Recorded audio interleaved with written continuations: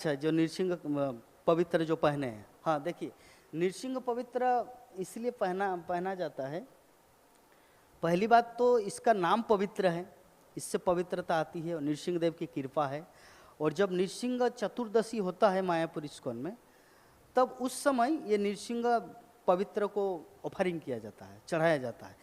मूल रूप तो हम लोग को पता है कि जो हिरण्यकशिपु के आंत जो है उसको जो निकाले थे, वो आंत पहने थे भगवान नृसिंहदेव, तो उसी का ये स्वरूप है। लेकिन जबकि नृसिंहदेव भगवान है, दिव्य है, इसीलिए दिव्य व्यक्ति या दिव्य व्यक्तित्व जो भी करता है वो दिव्य ही होता है, चाहे वो किसी का रक्त हो, चाहे किसी का खून हो, हिरण्यकशिपु का कुछ भी हो, तो इसीलिए पवित्र माना जाता है। तो नृसिंह कवच पहनने से मैं आपको अपना अनुभव बता रहा हूँ। आपको सर्वप्रथम दिव्यता फील होगा।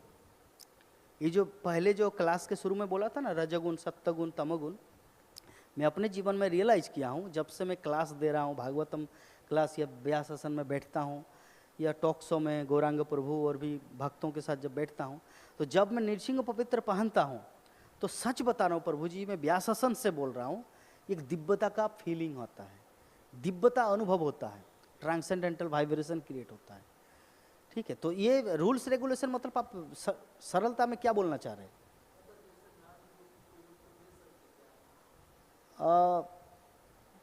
एक दो मिनट के लिए, जैसे मान लीजिए आपका एक टेम्पल है और कोई लाख रुपये डोनेशन दिया है और बहुत सारे लोग, तो उनको इनकरेज करने के लिए उनको उस समय के लिए पहना सकते हैं।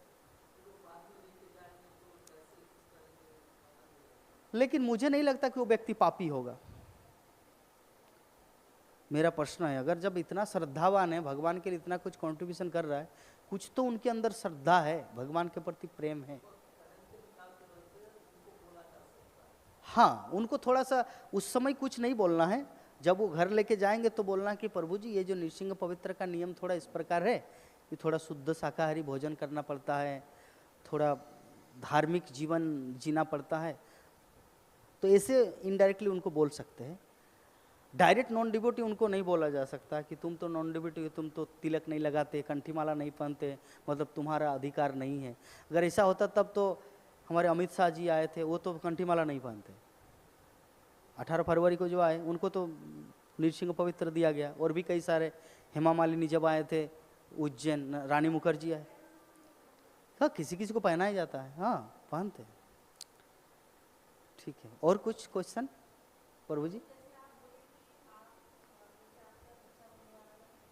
हाँ हाँ। हम्म।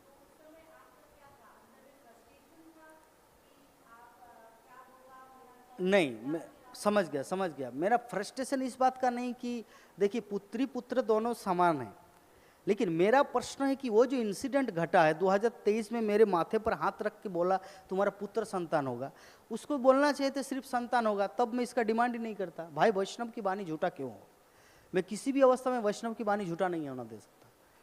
आप लोग साक्षी गोपाल की घटना जानते हैं, जो छोटा ब्राह्मण बड़ा ब्राह्मण दोनों गए थे वृंदावन धाम। बड़ा ब्राह्मण ने एग्रीमेंट कर दिया कि मेरी बेटी की शादी तुम्हारे साथ कराऊंगा, तो छोटा ब्राह्मण बोले देखिए भगवान के सामने बोल रहे, झूठ नहीं होना चाहिए।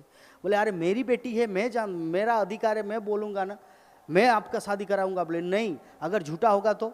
फिर 1 महीना के बाद वो बड़ा ब्राह्मण के पास आया, बड़ा ब्राह्मण के पास आया 1 महीना के बाद, बोले अरे आप अपनी बेटी की शादी मेरे साथ कराने वाले थे, क्या हुआ?